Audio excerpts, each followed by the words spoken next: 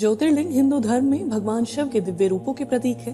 ये 12 पवित्र स्थल है जहाँ भगवान शिव स्वयं प्रकट हुए थे। इनकी उत्पत्ति और महत्व से जुड़ी अनेक कथाएं हैं। महादेव की भक्ति के लिए इन कथाओं को सही रूप से समझना आवश्यक है। शिव की आराधना कठोर तपस्वी ही कर सकते हैं। ज्योतिर्लिंग से जुड़ी कथाएं हमें शिव की सोच, शक्ति, आराधना, पराक्रम, शिव के रूप और शून्यता को बताती है। शिव को जानने का मतलब है सनातन की महानता को जानना।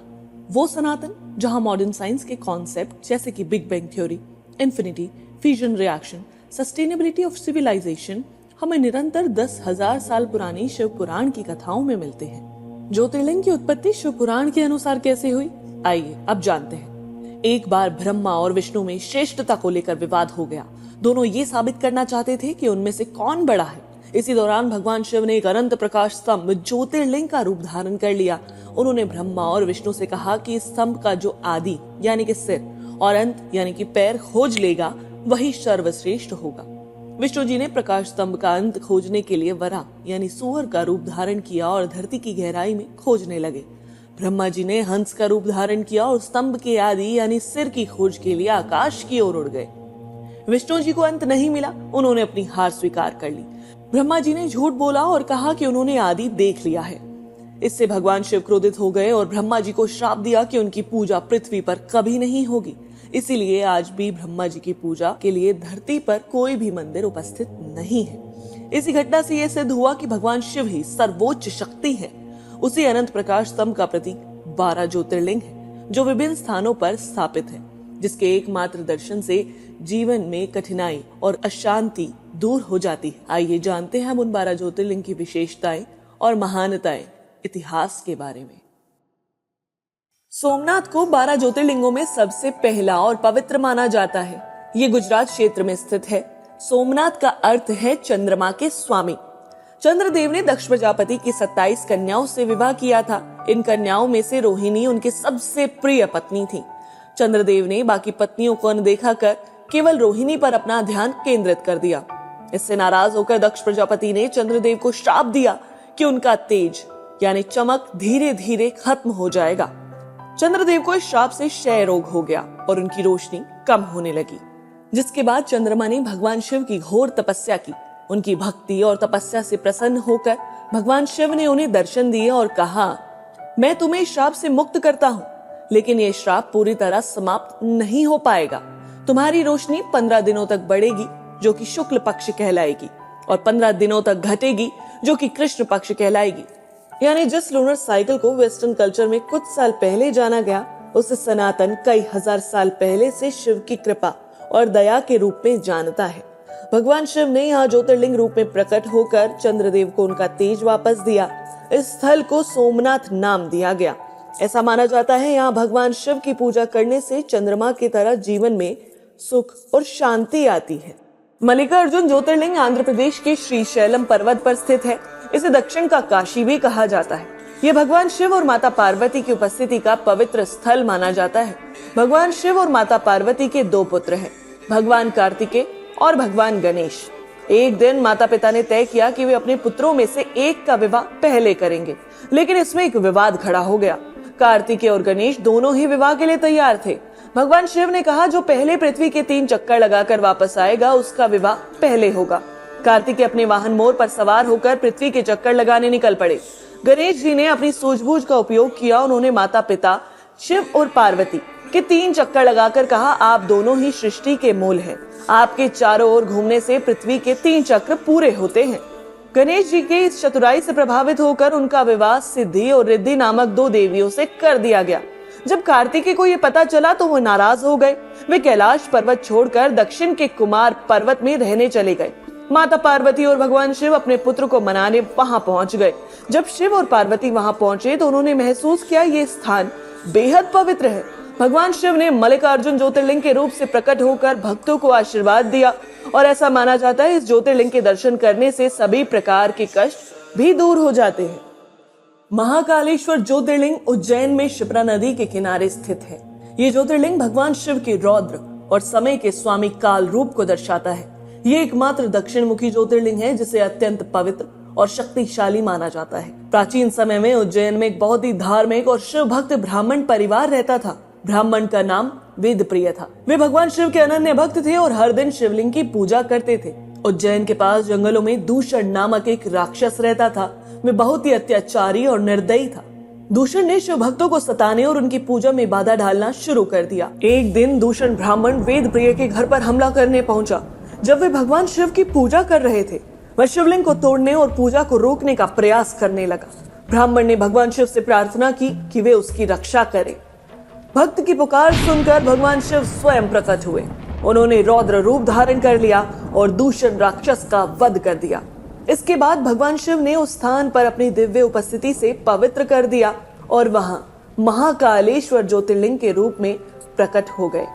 ऐसा कहा जाता है, महाकालेश्वर ज्योतिर्लिंग की आराधना करने से मृत्यु का भय समाप्त हो जाता है। ये ज्योतिर्लिंग काल यानी समय का स्वामी है, इसीलिए यह सभी प्रकार के कष्ट और बुरे समय को दूर करता है।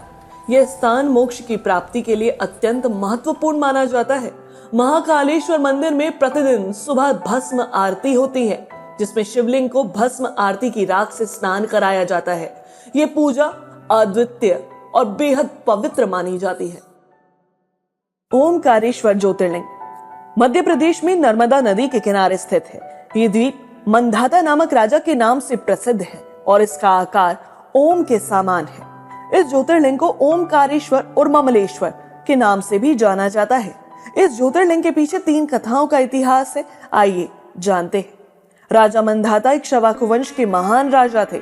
वे बहुत ही धर्मात्मा और भगवान शिव के अनन्य भक्त थे। उन्होंने अपने राज्य को छोड़कर नर्मदा नदी के किनारे कठोर तपस्या करनी शुरू कर दी। उनकी भक्ति और तपस्या से प्रसन्न होकर भगवान शिव ने उन्हें दर्शन दिए और वहां ज्योतिर्लिंग के रूप में स्थापित हो गए। एक अन्य कथा के अनुसार चारों वेद भगवान शिव की स्तुति करने ओमकारेश्वर पहुंचे थे। वेदों की प्रार्थना से प्रसन्न होकर भगवान शिव ने ज्योतिर्लिंग के रूप में प्रकट होकर अपनी दिव्य उपस्थिति दर्ज की। एक कथा में बताया जाता है, नर्मदा नदी के तट पर महान ऋषियों और भक्तों ने भगवान शिव की पूजा आरंभ की। दुष्ट दैत्यों ने उनकी तपस्या को बाधा डालने के लिए कोशिश भी की, लेकिन ऋषियों ने भगवान शिव की रक्षा करने के लिए प्रार्थना करनी शुरू कर दी। भगवान शिव ने प्रकट होकर दैत्यों का संहार किया और वहां ज्योतिर्लिंग के रूप में स्थिर हो गए। ओम का आकार, ये एक प्रकृति के रूप में ओम का आकार है, जिसे ओमकारेश्वर नाम मिला। ऐसा माना जाता है, यहाँ पूजा करने से जीवन में सुख, शांति और समृद्धि आती है। ओमकारेश्वर और ममलेश्वर दोनों ज्योतिर्लिंग एक ही स्थान पर माने जाते हैं। हालांकि कुछ मान्यताओं के अनुसार ममलेश्वर को भी अलग ज्योतिर्लिंग के रूप में पूजा जाता है। केदारनाथ ज्योतिर्लिंग हिमालय की गोद में उत्तराखंड राज्य के रुद्रप्रयाग जिले में स्थित है। ये ज्योतिर्लिंग भगवान शिव के पर्वतीय और त्यागी रूप का प्रतीक है। इसे केदार नाम से भी जाना जाता है। केदारनाथ मंदिर का संबंध महाभारत काल से है। महाभारत युद्ध के बाद पांडवों को अपने कौरव भाइयों और परिजनों की हत्या का पाप सताने लगा। वे पापों से मुक्ति पाने के लिए भगवान शिव की शरण में गए। पांडवों के आने से भगवान शिव उनसे बचने के लिए हिमालय क्षेत्र में चले गए और केदार में एक बैल का रूप धारण कर लिया। जब पांडव भगवान शिव की खोज कर रहे थे तो भीम ने बैल के रूप में भगवान शिव को पहचान लिया।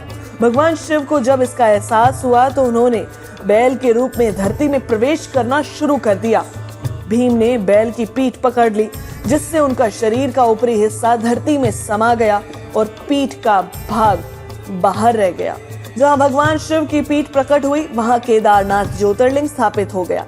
ऐसा माना जाता है, भगवान शिव ने पांडवों को क्षमा कर दिया और उन्हें आशीर्वाद दिया।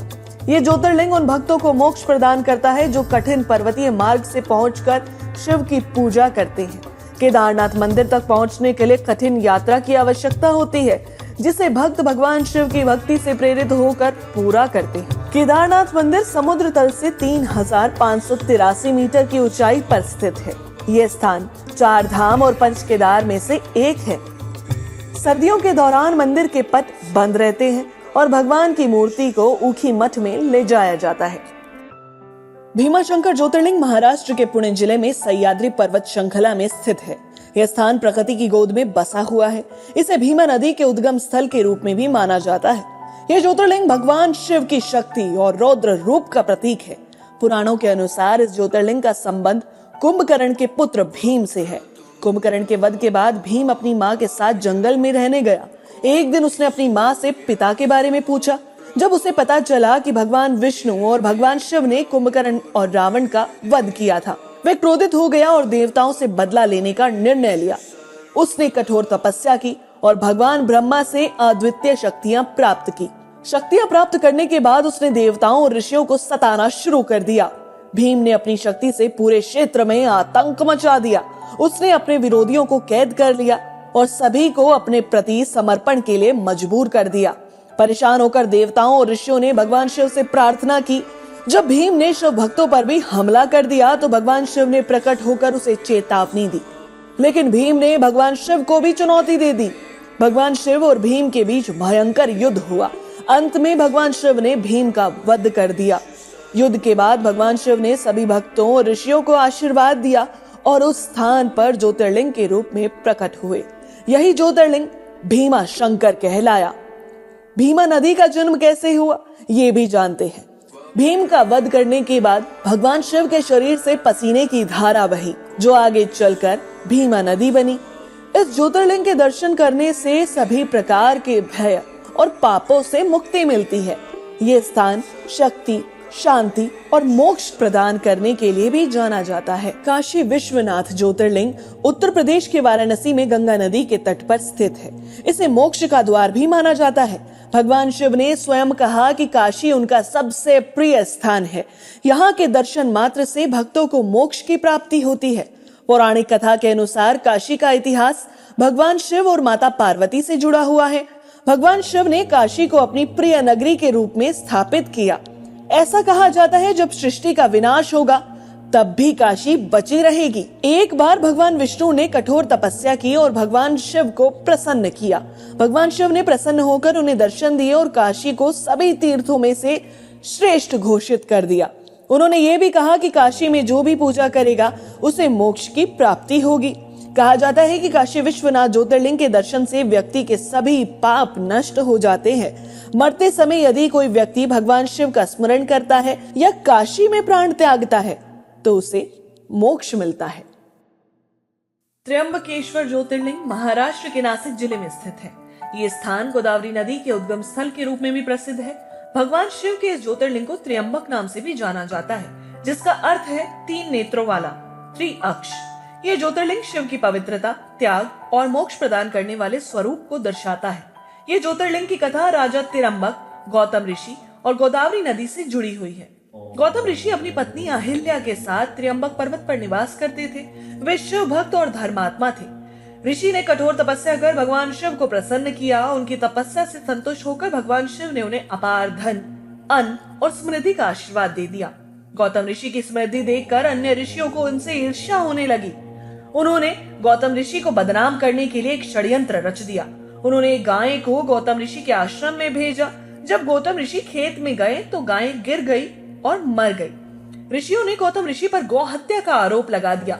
गौतम ऋषि को इस दोष से मुक्ति पाने के लिए गंगा को धरती पर लाने की जरूरत हो गई। उन्होंने भगवान शिव की घोर तपस्या की और गंगा को धरती पर लाने की प्रार्थना की। भगवान शिव ने उनकी तपस्या से प्रसन्न होकर गंगा को धरती पर भेज दिया। गंगा नदी ने यहाँ प्रकट होकर गोदावरी का नाम ग्रहण किया। गौतम ऋषि को गौ हत्या के झूठे आरोप से मुक्ति मिली। गौतम ऋषि और अन्य ऋषियों की प्रार्थना पर भगवान शिव ने त्र्यंबकेश्वर ज्योतिर्लिंग के रूप में प्रकट होकर अपनी उपस्थिति दर्ज कराई। ये ज्योतिर्लिंग मोक्ष प्रदान करने और व्यक्ति के जीवन में सभी प्रकार की बाधाओं को दूर करने के लिए प्रसिद्ध है। त्र्यंबकेश्वर ज्योतिर्लिंग में शिवलिंग पर 3 छोटे छोटे पिंड हैं, जो ब्रह्मा, विष्णु और महेश त्रिमूर्ति का प्रतिनिधित्व करते हैं। ये गोदावरी नदी का उद्गम स्थल भी है, जिसे गंगा की बहन भी कहा जाता है। वैद्यनाथ ज्योतिर्लिंग झारखंड के देवघर में स्थित है। इसे वैद्यनाथ धाम या देवघर धाम के नाम से भी जाना जाता है। ये ज्योतिर्लिंग भगवान शिव के उपचारक और करुणामय स्वरूप का प्रतीक है। कहा जाता है कि ये ज्योतिर्लिंग सभी प्रकार के रोगों को दूर करता है। वैद्यनाथ ज्योतिर्लिंग की कथा का संबंध रावण से भी है, जो भगवान शिव का अनन्य भक्त था। लंका के राजा रावण ने भगवान शिव को प्रसन्न करने के लिए हिमालय पर कठोर तपस्या की। उसने अपनी भक्ति का प्रमाण देने के लिए अपना एक एक सिर काटकर भगवान शिव को अर्पित कर दिया। जैसे ही रावण ने अपना 10वां सिर काटने का प्रयास किया, भगवान शिव प्रकट हो गए। रावण के समर्पण को देखकर भगवान शिव ने उसे वरदान मांगने को कहा। रावण ने भगवान शिव से एक ज्योतिर्लिंग मांगा जिसे वे लंका ले जाकर स्थापित करना चाहता था। भगवान शिव ने उसकी इच्छा पूरी की और उसे ज्योतिर्लिंग दे दिया। उन्होंने ये भी कहा कि इसे किसी भी स्थान पर रखते ही ये वहीं स्थिर हो जाएगा। भगवान शिव ने रावण की परीक्षा लेने के लिए देवताओं को भेजा। जब रावण ज्योतिर्लिंग लेकर लंका जा रहा था तो सभी देवताओं ने मिलकर एक चाल चली। रावण को रास्ते में गंगा तट पर अपनी दैनिक पूजा के लिए रुकना पड़ा। देवताओं ने एक चरवाहे के रूप में भगवान विष्णु को भेजा। रावण ने उस चरवाहे को ज्योतिर्लिंग पकड़ा दिया और कहा, इसे जमीन पर ना रखना। चरवाहे ने जानबूझकर ज्योतिर्लिंग को जमीन पर रख दिया। जैसे ही ज्योतिर्लिंग जमीन पर रखा गया वो वहीं स्थापित हो गया। रावण ने इसे उठाने की कोशिश की लेकिन असफल रहा। रावण के जाने के बाद भगवान शिव ने अपनी उपस्थिति यहीं दर्ज कराई, इसीलिए उसे वैद्यनाथ कहा जाने लगा, जिसका अर्थ है चिकित्सकों का देवता। वैद्यनाथ ज्योतिर्लिंग की पूजा करने से सभी प्रकार की बीमारियों और कष्टों से मुक्ति मिलती है। इसे कामना लिंग भी कहा जाता है क्योंकि ये भक्तों की सभी इच्छाओं को पूर्ण करता है। श्रावण मास के दौरान यहाँ लाखों श्रद्धालु कावड़ लेकर जल चढ़ाने आते हैं। यहाँ शिवलिंग के दर्शन के साथ साथ देवी पार्वती की भी पूजा की जाती है। नागेश्वर ज्योतिर्लिंग गुजरात के द्वारका में स्थित है। इसे नागनाथ के नाम से भी जाना जाता है। ये ज्योतिर्लिंग भगवान शिव के संरक्षण और उद्धार के स्वरूप का प्रतीक है। नागेश्वर ज्योतिर्लिंग की कथा दर्शनधारी नाम के एक महान शिव भक्त और एक दैत्य दारुका से जुड़ी है। दारुका नामक एक राक्षसी ने अपनी साधना से भगवान शिव को प्रसन्न कर लिया था। भगवान शिव के वरदान से उसने अपार शक्तियां प्राप्त कर ली थी। उसने अपने पति दारुक और अन्य दैत्यों के साथ मिलकर निर्दोष मनुष्यों और शिव भक्तों को सताना शुरू कर दिया था। उसने एक जंगल में अपने राज्य की स्थापना की जिसे दारुका वन कहा गया। दारुका ने एक शिव भक्त सुहृद को बंदी बना लिया। सुहृद भगवान शिव का घोर उपासक था। हर परिस्थिति में शिव का ध्यान करता था। बंदी गृह में भी रहते रहते उसने भगवान शिव को जपना नहीं छोड़ा। सुहृद की सच्ची भक्ति देखकर भगवान शिव प्रसन्न हुए। उन्होंने सुहृद को आशीर्वाद दिया और दारुका के अत्याचारों से उसे मुक्त करा दिया। भगवान शिव ने दारुका और उसके राज्य को नष्ट कर दिया। इस स्थान पर भगवान शिव ने स्वयं को ज्योतिर्लिंग के रूप में स्थापित कर लिया, जिसे नागेश्वर ज्योतिर्लिंग के नाम से जाना जाता है। ये ज्योतिर्लिंग विशेष रूप से काल सर्प दोष और नाग दोष की मुक्ति दिलाने के लिए प्रसिद्ध है। यहाँ भक्तों को आंतरिक शांति और स्थिरता प्रदान होती है। यहाँ भगवान शिव के साथ नाग देवता की भी पूजा की जाती है। ये ज्योतिर्लिंग सौराष्ट्र के द्वारकाधीश मंदिर के पास स्थित है, इसीलिए यहाँ आने वाले भक्त कृष्ण और शिव की संयुक्त पूजा करते हैं। रामेश्वरम ज्योतिर्लिंग तमिलनाडु के रामनाथपुरम जिले में स्थित है। ये ज्योतिर्लिंग हिंदू धर्म के सबसे पवित्र स्थानों में से एक है और 4 धाम यात्रा में भी शामिल है। रामेश्वरम ज्योतिर्लिंग भगवान शिव और भगवान राम के बीच के गहरे संबंध को दर्शाता है। जब भगवान राम ने रावण का वध किया तो उन्हें ब्रह्म हत्या दोष का सामना करना पड़ा। रावण यद्यपि एक दुष्ट राजा था, लेकिन वो एक शिव भक्त और ब्राह्मण भी था। राम को इस पाप से मुक्ति पाने के लिए भगवान शिव की पूजा करनी पड़ी। भगवान राम ने शिवलिंग स्थापित करने के लिए अपने अनुयायी हनुमान को कैलाश पर्वत से लिंग लाने के लिए भेजा। हनुमान लिंग लाने में देर कर रहे थे, इसलिए माता सीता ने स्थानीय रेत लेकर एक लिंग बना दिया। इस लिंग को रामलिंगम कहा गया। जब हनुमान कैलाश से शिवलिंग लेकर पहुंचे तो उन्होंने देखा कि पूजा पहले से ही रेत के लिंग से शुरू हो चुकी है। हनुमान नाराज हो गए, लेकिन भगवान राम ने उन्हें शांत किया। भगवान राम ने हनुमान द्वारा लाए गए लिंग को भी स्थापित किया और कहा कि इस लिंग की पूजा पहले की जाएगी। इसे हनुमान लिंगम के नाम से जाना जाता है। भगवान शिव ने प्रकट होकर राम को आशीर्वाद दिया। शिव ने ये भी कहा कि यहाँ पूजा करने वाले भक्त को सभी पापों से मुक्ति मिलेगी। यहाँ से शुरू की गई 4 धाम यात्रा को अत्यंत शुभ माना जाएगा। यहाँ के मंदिर में 22 कुंड यानी स्नान स्थल भी मौजूद है, जिसे स्नान करने से पवित्रता की प्राप्ति होती है। घृणेश्वर ज्योतिर्लिंग महाराष्ट्र के औरंगाबाद जिले के वैरोल गांव या फिर यूं कहें एलोरा की गुफाओं के पास में स्थित है। इसे घुमेश्वर के नाम से भी जाना जाता है। ये 12 ज्योतिर्लिंगों में सबसे अंतिम स्थान पर है। भगवान शिव का ये ज्योतिर्लिंग सच्ची भक्ति और समर्पण का प्रतीक है। घृणेश्वर ज्योतिर्लिंग की कथा घूष्मा नाम की एक भक्त महिला और उसकी भक्ति के माध्यम से भगवान शिव के प्रकट होने की कहानी है। घूष्मा नामक एक धर्मपरायण और शिव भक्त महिला अपने पति सुदर्शन के साथ शांति पूर्वक जीवन व्यतीत कर रही थी। घूष्मा प्रतिदिन 101 शिवलिंग बनाकर उनकी पूजा करती थी। वे उन शिवलिंगों को पास के एक तालाब में प्रवाहित कर देती थी। सुदर्शन की पहली पत्नी को घोषमा की भक्ति से ईर्ष्या होने लगी। उसने षड्यंत्र रचकर घोषमा के पुत्र की हत्या कर दी। उसका शव उसी तालाब में फेंक दिया जहां घोषमा शिवलिंग प्रवाहित करती थी। जब घोषमा को अपने पुत्र की मृत्यु का समाचार मिला तो वो विचलित नहीं हुई। उसने भगवान शिव की भक्ति को जारी रखा और अपने पुत्र की सुरक्षा के लिए भगवान शिव से प्रार्थना की। घोषमा की अडिग भक्ति से प्रसन्न होकर भगवान शिव ने प्रकट होकर उसके पुत्र को पुनर्जीवित कर दिया। भगवान शिव ने घोषमा से वरदान मांगने को कहा। घोषमा ने विनम्रता से भगवान शिव से उसी स्थान पर स्थायी रूप से निवास करने की प्रार्थना की। भगवान शिव ने घोषमा की प्रार्थना को स्वीकार किया और वहां ज्योतिर्लिंग के रूप में स्थापित हो गए। इस ज्योतिर्लिंग को घृणेश्वर ज्योतिर्लिंग कहा गया। घृणेश्वर ज्योतिर्लिंग भक्ति, धैर्य, भगवान शिव की करुणा का प्रतीक है। ये ज्योतिर्लिंग भक्तों के जीवन की कठिनाइयों से उभरने की शक्ति प्रदान करता है। यहाँ पूजा करने से पारिवारिक सुख और समृद्धि मिलती है। घृणेश्वर ज्योतिर्लिंग के पास एलोरा की गुफाएं स्थित है जो यूनेस्को विश्व धरोहर स्थल है। मंदिर का निर्माण एक साधारण और पवित्र वास्तुकला में किया गया है।